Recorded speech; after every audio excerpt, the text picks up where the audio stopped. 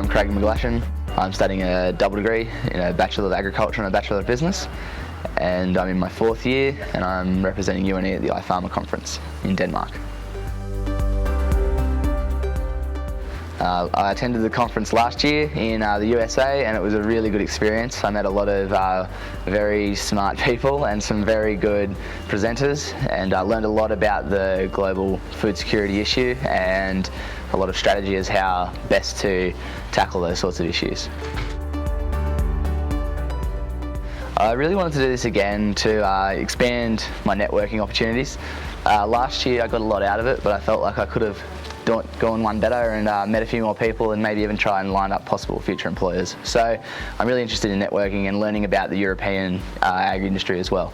We did a lot in America, and it was all very USA centric, and Europe I think will be a lot broader and a lot more globalised view. I see the main benefit is you get a lot of public speaking experience, and I think that goes a long way in anywhere after university. And I also think, again, the networking, the people you're going to meet are invaluable. That's quite often who you know and not what you know. So yeah, we meet a lot of good people and really branch out that way. As far as the attitude towards agriculture, and that was not just within the agribusiness sector but with the general public, a lot of differences were that they were a lot less global minded, I feel, in America, because they're so self-sufficient. Australia being a net exporter, we do a lot more international relations, I feel, than America, and I think they learned a bit from us, which was interesting in some of our discussions we had in large groups, but we learned a lot about how different they operate. They talk about corn a lot, but yeah, just the way they trade commodities is slightly different with their river systems and just little things like that. Logistics, everything was just a little bit different. So it was very interesting to see how they've done it so big and so well, but without using the rest of the world as help. I think that just goes back to their massive population that they can draw on for resources. Precision agriculture is also booming along over there, and R&D. It's probably just a slight step ahead of here. Not much, but just a little bit.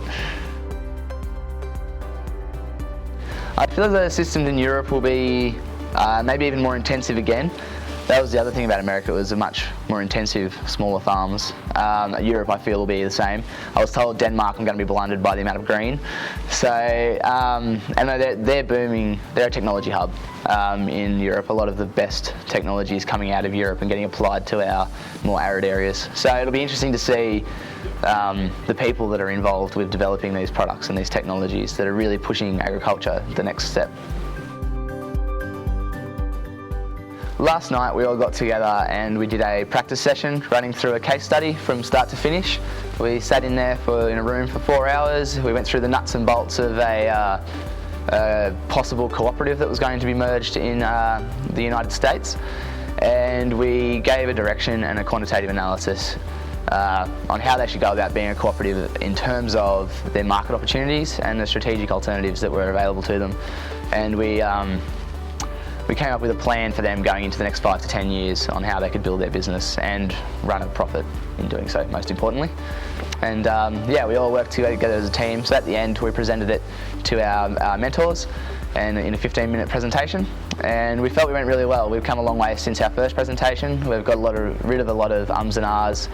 And it's really been I think everyone's learned a lot, and they don't realise how fast everyone's progressing. But we're getting there. We're looking good.